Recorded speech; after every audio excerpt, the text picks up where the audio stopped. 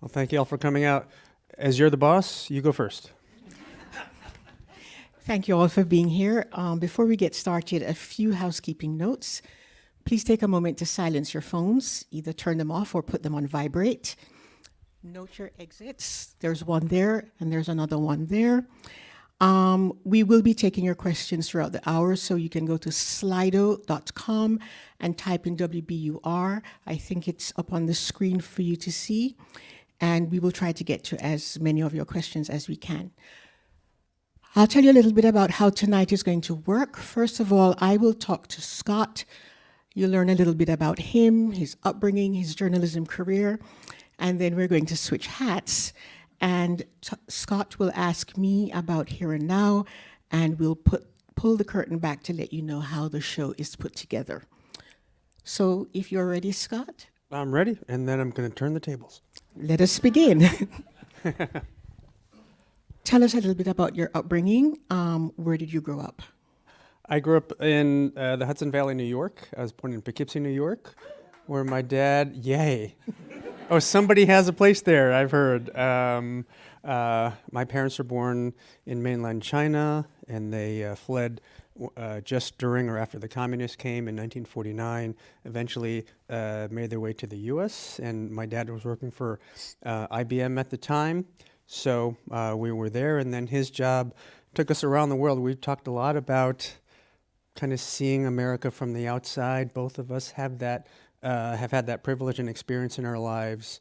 So Dad's job took us to Hong Kong and Connecticut and Taiwan, where I went to international school, middle school, and high school, and then came back to the States for college down in Washington, D.C., where I lived.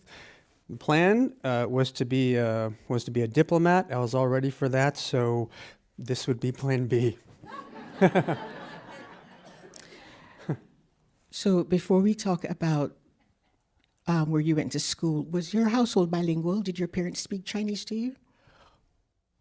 And we spoke English back. So they spoke Chinese, and then I have an older brother, a lot of international engineers working for IBM at the time. So we were forced to go to Chinese school on Sundays. The kind of immigrant family immersion torture program for children.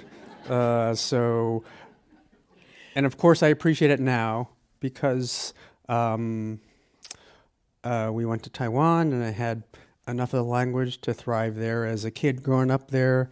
And then when Marketplace shipped me and my family off to Shanghai, it was in something I was equipped with that someone else thankfully decided that I could have. And most importantly, perhaps, as I was working on my book project with my parents, learned in family history, I could go back to the village and these places by myself and kind of sleuth it out. And it's their story and it's my story.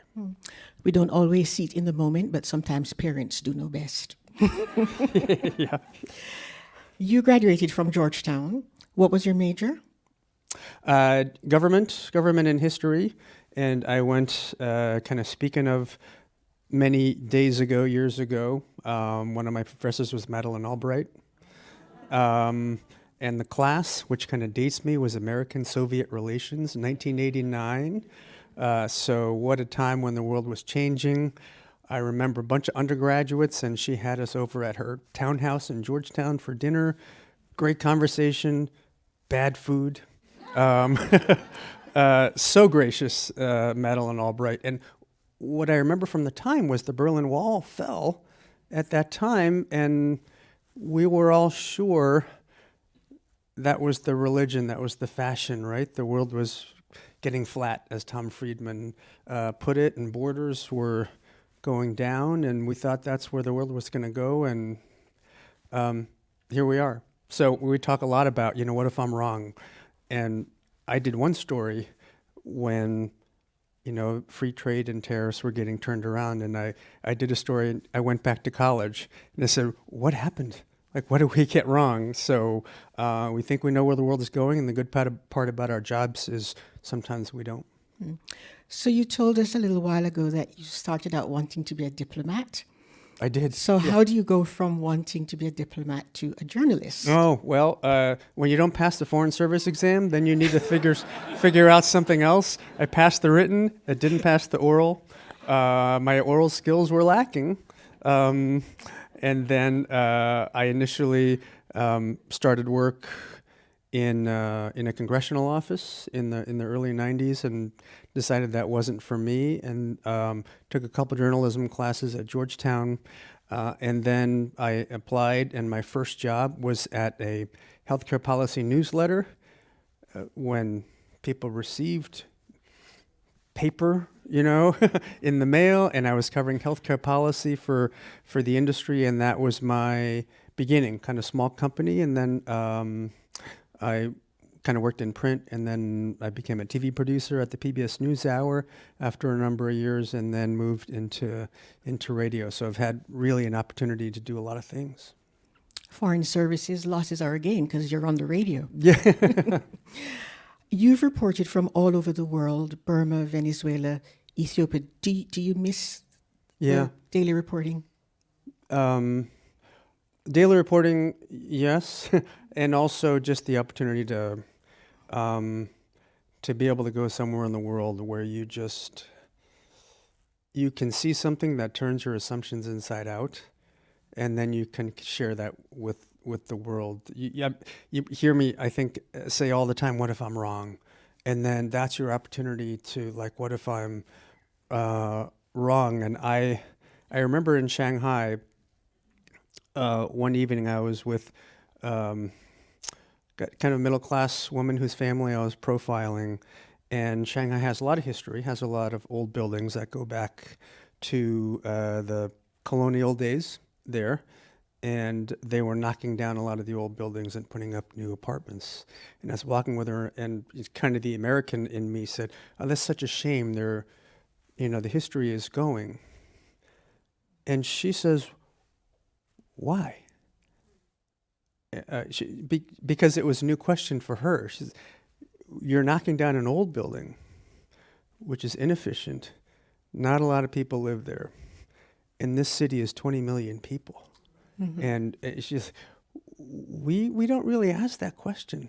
So I'm like, that's probably a fair question, right? I bring all these assumptions, and sometimes it's a critical thinking test, and it gets tested when we go out, especially, we go out of the country, and it's just a great opportunity. I know you get itchy feet because you will often come to me and say, there's this story in this place that I would really like to do. So yeah, right. No, and then Carline, that's right. And sometimes you have to say no, right? Sometimes and it's a beautiful, I have to say no. It's a beautiful, perfect pitch, and then you say no. Scott, you were a correspondent for Marketplace for years until, as Margaret said, we stole you away. During your time there, you were sent to Shanghai to open their first China bureau. And your experience there resulted in this really wonderful book, A Village with My Name, A Family History of China's Opening to the World. Tell us a little bit about your time there. Well, when I went, the Chinese economy was growing like crazy. I think the first full year I was there was 2007. And the economy grew, I think, 13% or something. It was just the story of the world, and there was this excitement, there was opportunity. When we went there, we had our children were very young at the time, and there were people in our apartment complex from everywhere, people in the international school from everywhere. So it was just, there was a sense that, there's a book we've talked about on our show about crypto called Number Go Up. The number just goes up. That was the feeling at the time in China, and it was just so exciting. There was opportunity at the time. So that was kind of the moment when I was there and we were there. So it was a great opportunity to kind of understand what was happening, understand these global connections. And one story I still think about a lot, because we're talking about trade and supply chains now, and tariffs on an iPad. And there were these numbers that these scholars analyze with the IP, is it really made in China? It's assembled in China because the microprocessor comes from maybe the United States, and the screen comes from Japan, and another piece comes from Germany, and some poor worker in China makes like $1 or $2 on the thing, right? The money goes to all these other places, and most of it goes to the company that designed and thought the thing out, right? Goes to Apple, goes to Cupertino in California. And that just kind of opened my eyes to the world is just like the cars today, right? Each piece of a car crosses a border 6 or 7 times before it gets assembled in Ontario or wherever. So great opportunity for a person, for a business reporter, for me, and great opportunity for me to go back and find the village with my parents and understand the longer story, because there were a lot of stories that I wasn't interested in, and there were some stories that my parents were shameful, and in a society that values face and not being embarrassed, it was. But as a journalist, I started to ask these questions and go back to village. What happened in this place? And it was so it's a great opportunity for me professionally. Great opportunity for me also to kind of learn the deeper story. And the family history is it's important, it's embarrassing, and it's pretty funny at times. So, like all of them. Is there something significant that you learned about your family history? Oh, a number of things. One of them is how I think a lot of our families in our story of Americans, they start with somebody leaving somewhere to come here, right? And in my family, it was, and Stephen, I don't know if you want to kind of pull up, there's a photo of, there's me kind of standing by a canal, but the Tong family village is right along the longest canal in the world. It's called the Grand, thank you, Stephen, it's called the Grand Canal.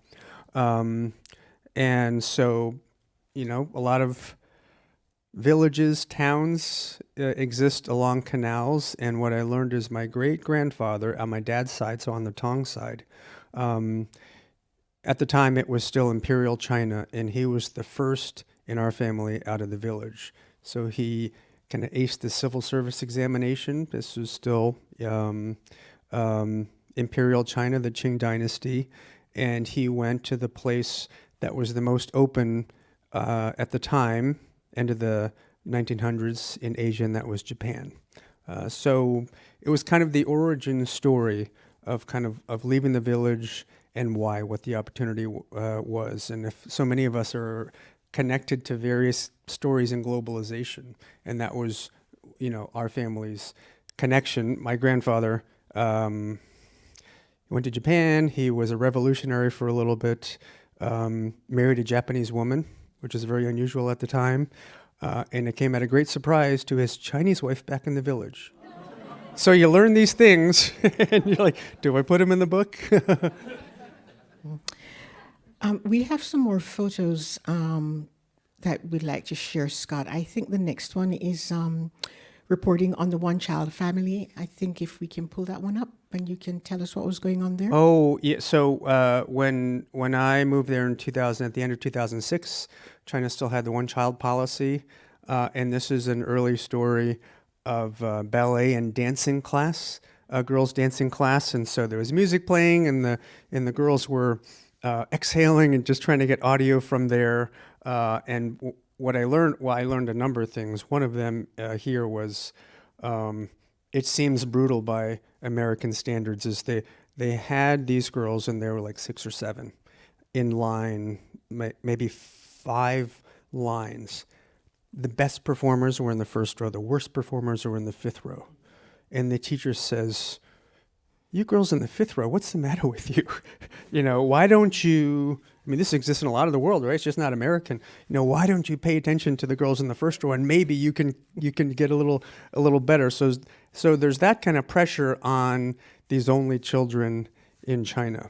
And that was what was illuminating to me, was what these lives are. The stereotype is, well, they're these spoiled only children, no siblings, and you go around in China and you see a couple grandparents and a couple parents and one child, and they're doting on this child.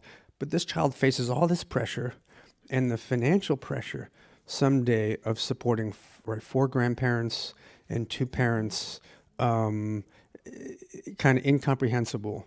And they're growing up in an age where capitalism has kind of arrived to China. They're given all these things and they're not equipped for what's coming, and now it's coming. You know, the thing that I love about this photograph, if you've been a producer or a reporter and you're in the field, sometimes that is all you have, a basic tape recorder and a microphone. That's it. Yeah. And you have to get the story. Mm-hmm. I think we have another photograph of you walking along the river with your family.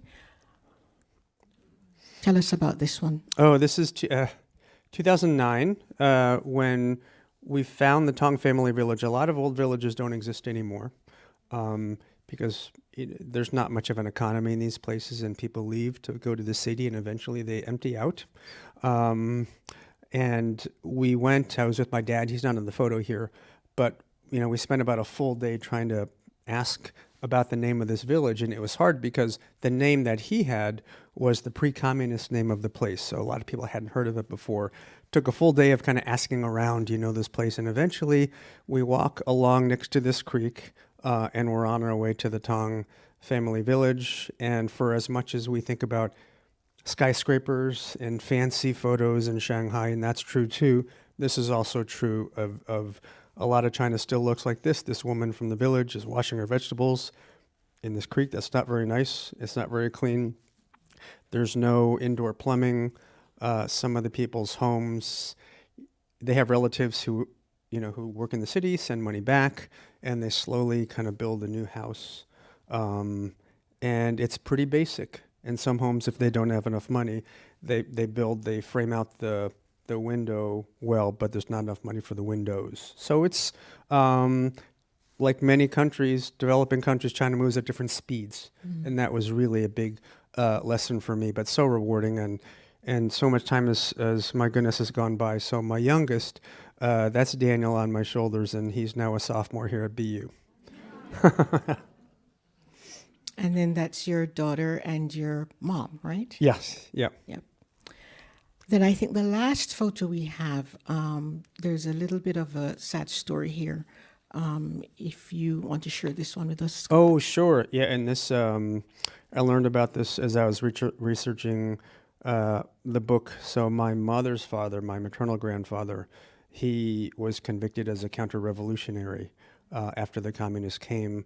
A long, complicated story, but he, like many, was sent to a labor camp, so the Gulag in China.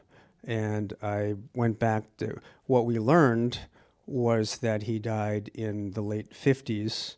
And my mother her family was in Hong Kong at the time. They got a little bit of information at the time. So I went back. This is northwest China, middle of nowhere, Qinghai province. And I went, and what was fascinating was usually if you go as a foreign journalist and you go to a place like this or ask people in the prison system, they don't tell you anything. But I didn't tell him I was a journalist, and I said, I'm like this grandson of China, and I'm trying to get the story. And they gave me access to so many files, kind of appreciating, I think, the chasing of the story. So this is one of the remaining buildings from the labor camp then. What did you learn? Oh, I learned my grandfather probably, as best we know, died during the famine in China, the Great Leap Forward, when something like 40 million people died. There are films being made about that. I think a lot of Americans don't know about the Great Famine in China. It almost entirely man-made, policy-made, disastrous policy during Mao. So we learned that, and we also learned that my grandfather, he kept a number of documents that I was able to find about his life and about his career. Maybe the biggest thing I learned is something about, this is my mother's father, and this is a very shameful part of the story, right? And initially, she was sitting there in Shanghai with me, and she says, maybe keep this out of the book. It's a little embarrassing. And then after we kind of learned the story, and I got the advice from a prison, somebody in the prison bureau, who said, you know what, you're not going to get all the information. The best thing I tell family members is you go to the site. The labor camps are shut down now, but you can just go and you grab some of the soil and you just kind of bring it back, right? And you bury that and you remember, you have something to remember your loved one from. And then after all of that and learning, so many Chinese people have had this story of people who, went away and didn't come back, that it's an important story. And my mom, in the end, said, you know what? I think you should write about it. Well, thank you very much for sharing that, Scott. Before we switch hats, Yeah. I'm going to ask you, what are your favorite things about reporting for Here and Now? And then we're going to hear a clip of tape from one of your most recent stories. So, okay. Things about reporting for Here and Now. Yes, thank you. And Stephen in our team has queued up. One of my favorite opportunities is interviewing writers, authors. So we have a clip. They had the opportunity to interview Barbara Kingsolver just as her book Demon Copperhead eventually won the Pulitzer Prize, came out. She's from Appalachia, southwestern Virginia, right where Virginia.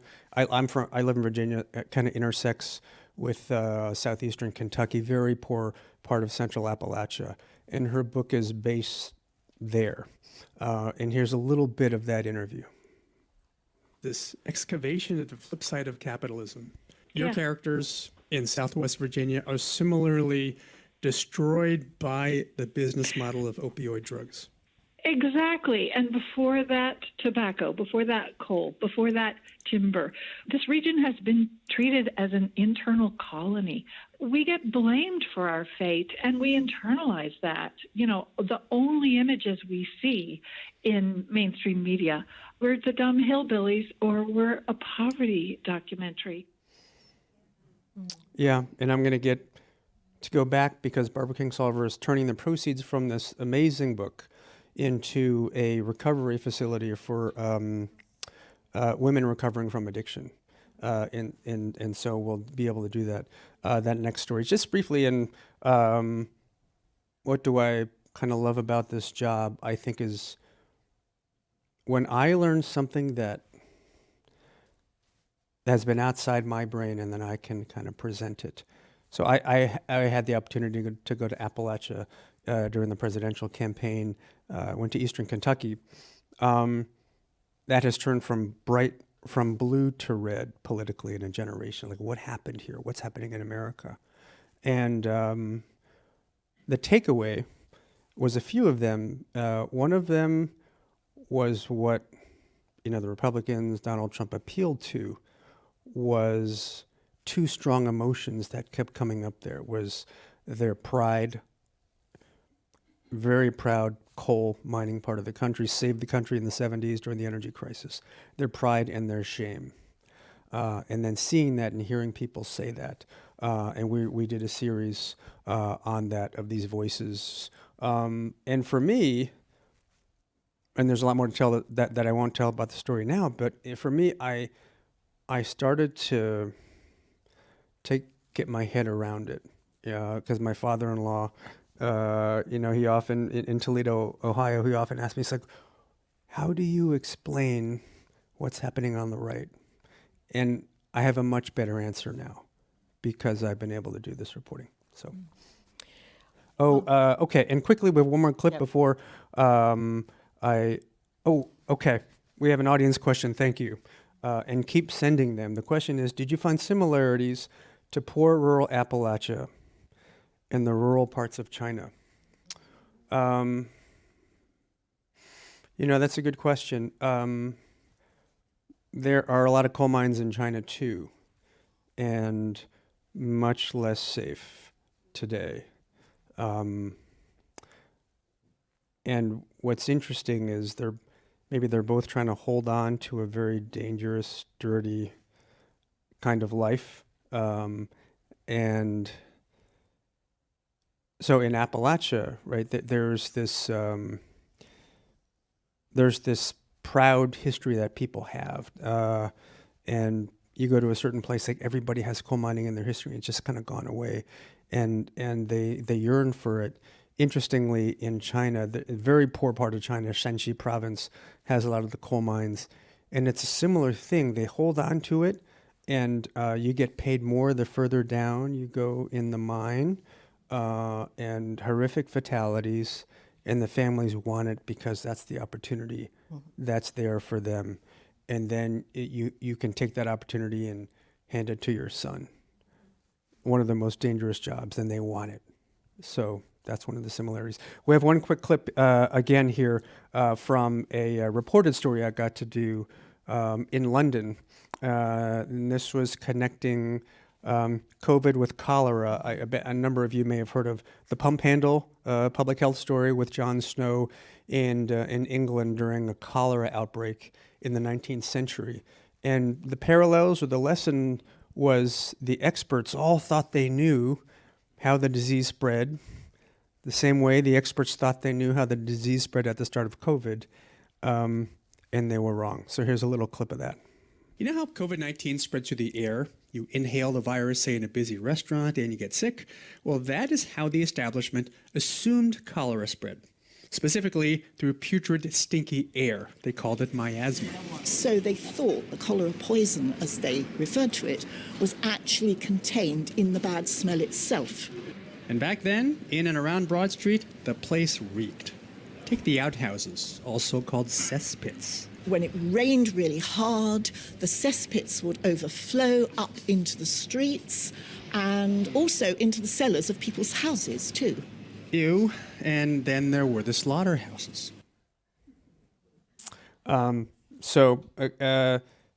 get to do some reporting there as well. And kind of the lesson is, sometimes we don't change. There's inertia, there's lack of critical thinking. And then the experts at the WHO, as we remember with COVID, they initially took a while to understand how it spread. And experts are what they are. Okay, so the team here, thank you to Amy and Stephen and everyone, is asking us to transition to talk about the show, but a little bit about Carline. Margaret noted, you've been in the business for 3 decades. How did you get into the business?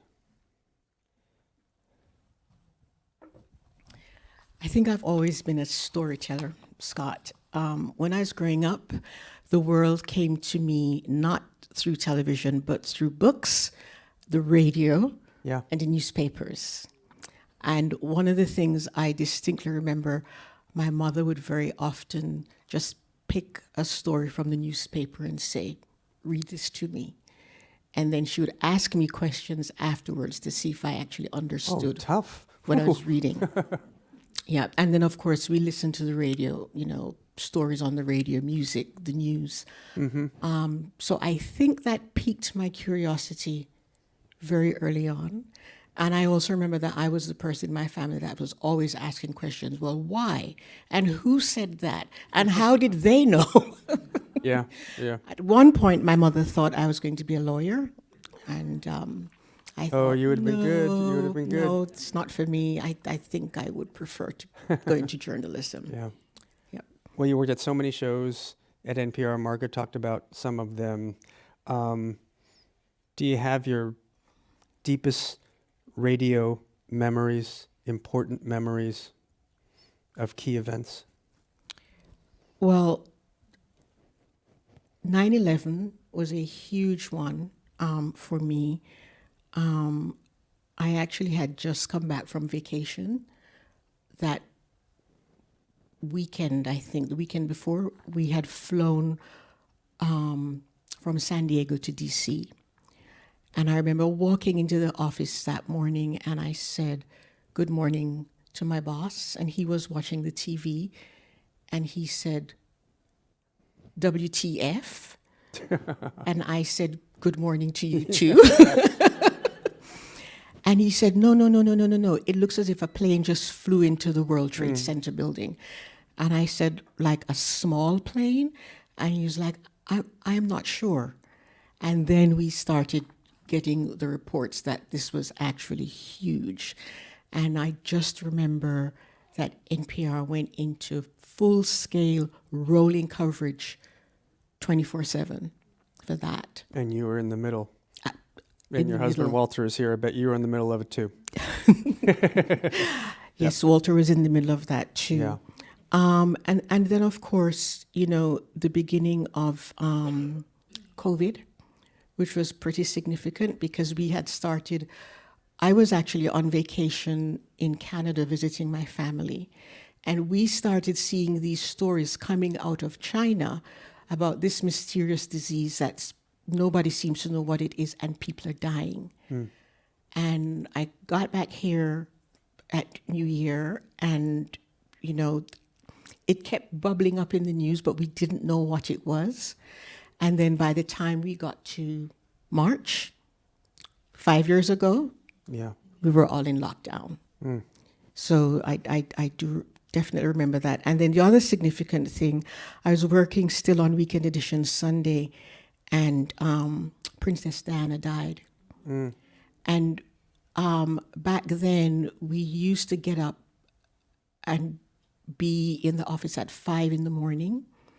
And I remember, I think we were watching Saturday Night Live, and they broke in to say that she'd been in an accident. And I thought, oh boy, this isn't good. It's going to change the lineup for tomorrow. And by the time we woke up on Sunday morning, she was gone. Yeah. So, Yeah. yep. Wow. Well, this is a good kind of segue to talk a little bit about the show and how it works. So maybe we'll both kind of lay out some of the basics, but a few numbers. As you all know, we have three hosts. Deepa Fernandez is in Northern California. Robin Young is up here in Boston. I'm based down in the DC area, and we rotate two hosts at a time. Maybe Carline, do you want to talk about kind of the producers and where they are in the country? Yes, we have a staff total of 29. 15 of those people are producers, meaning that they're putting together the stories that you hear every day. We have 3 editors, 2 digital producers who manage all our web content, 2 technical directors who make sure that our audio is beautiful, and 4 managers. Yeah. And that's the total makeup of the staff. And we have, sorry to jump in, we have a photo that the team here took of our meeting. This is our kind of morning meeting and afternoon meeting. Maybe, Carline, do you want to kind of talk about what's happening here? So what's happening here, I think we have already gone through the business of the day, the show that we just did, and now we're starting to talk about what we're going to do the next day. So those folks that already have assignments, they're likely saying what the story is about. And then once we've gone through that, Todd, our senior managing editor, who normally runs the both meetings, he will ask, is there anything else that we need to be thinking about tomorrow? And it's an opportunity for people to pitch ideas about stories that they've read and that they think we could reasonably do the next day. Yeah. And we talk a lot about the mix of serious stories, not so serious stories, and we have them on, we call it a rundown of the blocks of time that are going to be on the radio. I think Stephen and team have some cool audio of a less serious but very important story about pronunciation and how we pronounce things wrong. I, for decades, referred to the car as Infiniti. And only 3 or 4 years ago, did someone talk about an infinity? And I was like, what? My husband and I have known each other since we were 12. The best mispronounced word example was when we were making dinner as a young couple, and I said I'd grab the Parmesan cheese. And he was like, what did you call it? And guess what? We still call it Parmesan cheese. Oh, and we have more. Let's bring back Ariel Goldberg, who directs the Psycholinguistics and Linguistic Lab at Tufts University. Ariel, welcome back. All right. That's the wonderful Robin Young. And you know, Scott, I will very often ask in the meeting, where's our joy? Yeah. Because the news is so heavy and it's coming at us so fast. And I think it's important to make sure that our listeners have something that will at least make them smile, if not laugh out loud. Mm-hmm. Yeah, and discovering the world, science stories, and we try. Yeah, it's so hard to balance because I don't know about you. I don't want the hard news in any moment, but notably this moment all the time on the show, knowing that it's challenging. Right, it's challenging for us to. We had a great mix of important and fun at the same time. On Friday, I was hosting from home with my puppy. And Josie decides to bark just as our economics correspondent, Scott Horsley, comes on to talk about the job numbers from February. Yes. And he was brilliant. And I found out about this afterward because I'm kind of freaking out. I'm trying to close the door and the mailman is coming. So Josie's barking. And Scott Horsley, the brilliant Scott Horsley, first of all says something like, well, in February, employers added roughly 150,000 jobs. That's right. And then he said something like, but we're not so sure whether interest rates are going to be the tail that wags the economy. Right, and then you asked him another question, and he said something like, "It's the dog that didn't bark." Yeah. So, and so some people are so smart on their feet. Scott Horsley, 100 points to you. That was just that was so great. Audience question, Carline, do you want to read it and take it? Yes. So people pitch stories. Sorry, I'll read it. What is the process like from potential story or event to becoming a story or discussion? It's a lot of discussion. And I ask, well, what is this story about? What are we going to hear? Who can tell this story? I think about who doesn't like this story, who is being left out. It's a good deal of back and forth, and I listen to you, and I listen to Robin and to Deepa for your input, and we either reach a consensus and we decide, okay, let's go for this guest, or sometimes I will say, you know what, guys, we don't have it. We need to go and do some more reporting and then come back and try again. Yeah, and you often say, in the heat of the moment, we want to do it right now. And you often say, do we need to do it today? Right? If we know more about, I talked to some of you this evening about the shipping crash, right, to the northeast of England. If we don't know enough, maybe we wait till tomorrow, right, till we know a little bit more, and perhaps people come to our show in the middle of the day to know a little bit of the context, the why of what's happening. Yeah, the other question I will ask is there new news that we can bring to this story? Because I always say the people who listen to NPR, WBUR, and the programming that we do, they're smart. And very often they have a pretty good idea of what's going on in the news. And so we don't necessarily need to tell them again that this has happened. What we need to do is give them context and help them make sense of why this particular story is important, why it matters. Yeah. I think we have another audience question. How do you avoid the trap of fair and balanced reporting that gives credibility to irrational narratives? Actually, Scott, I'm going to throw this one to you because this is something that you and I have talked about a lot. Fair and balanced. I just work here. I thought you were going to take that question. We talk about evidence a lot, and sometimes the evidence is going to perhaps favor one side of the debate versus the other. If that's where the evidence is, then that's where the story is. Years ago, I remember when I was a producer at the NewsHour and the climate change science was less certain. There was some semblance of debate back in 1996, right? And now we don't have that debate anymore. There are some areas where whether climate change was a direct cause of something, we don't know.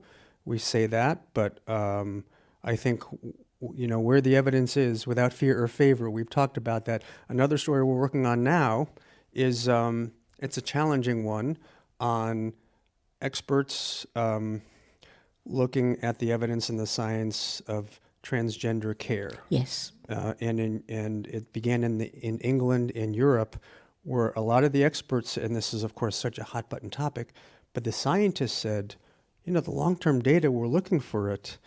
There's not enough of it there. And there was a big study in the Netherlands that provided long-term benefits to patients with puberty blockers and other interventions. They couldn't replicate the study. So the experts were saying the evidence, there's not enough evidence there for what they do. And a lot of those countries have started to pare back those interventions. Now, that may not be a popular answer, right? But those are the stories that I think are important for us to do. Notably, with a science or an evidence-based kind of story, is we go where that leads us. Yes.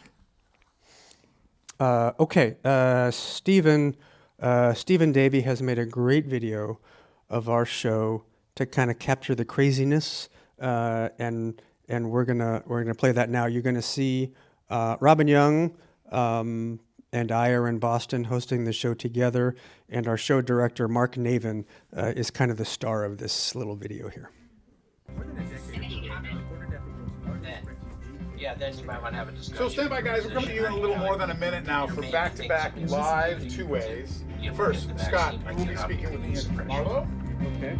And then, Robin, you'll be talking with Dr. Peter Hotez. I'm putting 5:58 on for both of these. But Scott, obviously, you have flexibility. Robin, your drop dead out time is 18:28. If you Google it on the CDC, you might have a different and more specific name. Okay, got it. Okay, thank you so much. Okay, sure.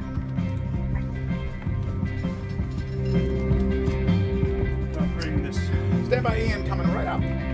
Sounds good. We are 10 seconds away from promo feed. Stood by. Oh my goodness. Okay. Ready or not? Not. 30 seconds. Either way.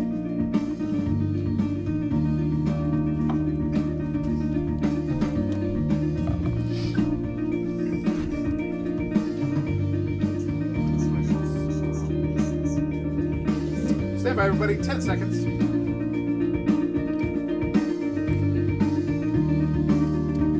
You can open their mics. Their mics are open. From NPR and WBUR, I'm Robin Young. And I'm Scott Tong. This Robin is Here and Robin's Now. out. The Supreme Court delivered a bit of a win last night for President Trump. Chief Justice John Roberts allowed a freeze of foreign... So... thank you, Stephen, for capturing that. That's kind of, it captures it, yeah? Pretty much. That is pretty much how it goes, yes. It's a wild ride. Yeah. A couple more questions while we have, but thank you for the audience questions. Please send them. We have a few more minutes. Okay, what happens if we're in the middle of a show and there's big breaking news? Ah, yes, my favorite thing, live breaking news. So because we produce Here and Now in collaboration with NPR, very often if there is some kind of live breaking news, it typically will have something to do with the White House or a member of the government. So the first thing I get is a heads up from my counterparts at NPR that somebody is going to say something about something we think at this time. Who are your hosts? And I will tell them it's Robin and Scott. And we typically let the engineers know that at 1:30 we have a hard start. We're switching to live coverage. We let the stations know. We immediately start a script for you to follow. And then we throw the whole old show out. Throw the whole show out, yes. And what this means is that someone is in the studio live producing the breaking news with our colleagues in NPR. I am usually listening to make sure that we're covering everything. And then there are a couple of producers back in our work area who are figuring out when the live news coverage is over, how do we rebuild the show for the second feed to include the news? So, yeah. It's crazy. What is going on in your mind when someone you interview says an outrageous lie, something hurtful and insulting? How do you keep the interview productive? The Here and Now hosts are pretty good at pushing back. And we don't have to be rude. We just have to say that's not correct, or that has been debunked or found it to be not true. We don't have to get into an argument with them. We just refute whatever it is and we move on. Yeah, and we prepare as best we can, knowing, in some interviews it's likely to come, likely to happen, and we try to be ready. I'm not sure it happens in a hurry, but it's something, and we have good producers to help us kind of think about it in advance. This might come up. Let's be ready. With if we have to fact check in real time, and some of those interviews, we decide not to do them live. Yes. And record them in advance. If there's a string, of complete falsehoods, then we decide, we cut it down. What do we do? And sometimes we don't do it live. Yes, there are times when we will say, you know what, we know this person is going to stick to talking points. You're really not going to get anything substantive, so let's not do it live. Let's pre-tape it so that we actually have an opportunity to push back. Yeah. Audience question. NPR is accused of being a liberal-leaning news organization, even though part of its mission is to remain neutral and unbiased. How do you combat that? Well, I think Margaret alluded to that earlier in her opening remarks when she said we cover the news without fear or favor. We're journalists. Our job is to provide you with facts. Margaret said it. We are not the resistance, right? Our job is to help you with information that will give you a bigger picture and help you understand the story. And I firmly believe that as a reporter, I should not be able to tell from your questions what side of the story you fall on. Your questions should be neutral, and what you're trying to get is information. So, yeah. Okay. Last question to you, Carline, and thank you for retiring from daily journalism just as we've become the enemy of the people. You're welcome, Scott. There will be things you miss. I'm sorry. There will be things you will not miss. What will you miss? Well, I think I've told everyone I will not miss getting up at 5 o'clock in the morning to read in. But I think what I will miss is the collegiality of the journalism. Yeah. In our editorial meetings, sometimes just talking to someone on the phone or someone in the hallway, you have these deep, meaty conversations about the work and what it means. And there's a lot of give and take, and we don't always agree. Mm-hmm. But I think that's one of the things that I will miss. And,